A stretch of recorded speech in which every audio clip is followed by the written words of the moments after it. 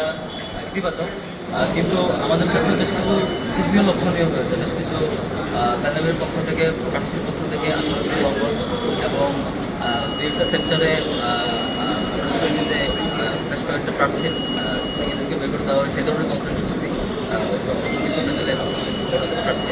তো এই কনসার্নগুলো নির্বাচন সম্পর্কে জানানো হয়েছে, আমরাও জানিয়েছি যে ব্যবস্থা নেন। এরকম বেশ কিছু ছোটোখাটো তৃতীয় লক্ষণীয় যেগুলো আমরা অলরেডি ইনফর্ম করেছি নির্বাচন কমিশনকে, যদি তারা ব্যবস্থা না নেয় তাহলে আমরা আপনাদেরকে আবার আপডেট জানাবো।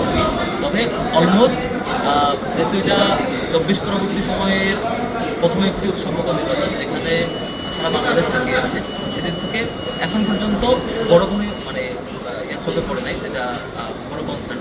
ওদের স্বপ্ন পূরণে পাশে থাকতে পেরে আমরা গর্বিত।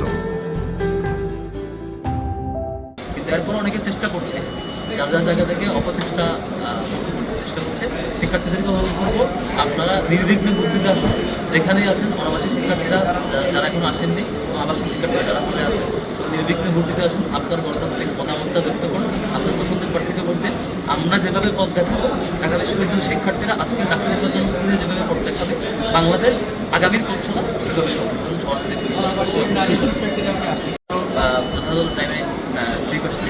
তবে আমরা আশা করছি অনাবাসী শিক্ষার্থীরা আরও মানে বেশি মাত্রায় আসবেন এবং সবাই চলে আসবেন। সরকারি কিন্তু অনুরোধ থাকবে, বেসরকারি যারা নারী শিক্ষার্থী দূরে থাকেন তারা সবাই চলে আসবেন, যার যার মতামত, যার যার পছন্দের প্রার্থীকে ভোট দেবেন।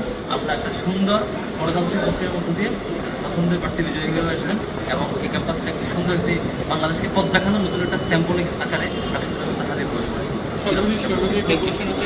ইউলেভ সেন্টারে শুরুতেই কার্ডদারি যাদেরকে যাওয়ার কথা, মানে প্রাপ্ত কার্ড মতো যে পোলিং এজেন্ট পাওয়ার কথা, তাদেরকে না দিয়ে ওই নির্দিষ্ট একটি দলের একসাথে 10 জনকে দেওয়া হয়েছে এবং এটি কনসার্ন জানানোর পর নির্বাচন লম্বা সময় ব্যবস্থা নিতে পারেনি। এখন আমরা ফিডব্যাক পাই না কি ব্যবস্থা নিয়েছে।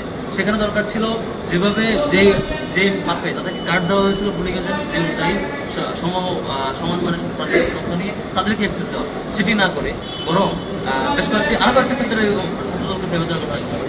এটি আমরা এখন কনসার্ন জানিয়েছি, আমরা ইতিবাচকভাবে অফিসিয়াল ফরম্যাটে কনসার্ন জানাচ্ছি। নির্বাচন কমিশন ব্যবস্থাটা আমরা এটা এরপর ব্যবস্থা না নেয়, নীরব থাকে, তাহলে বুঝলে আপনারা সুযোগ দিচ্ছে।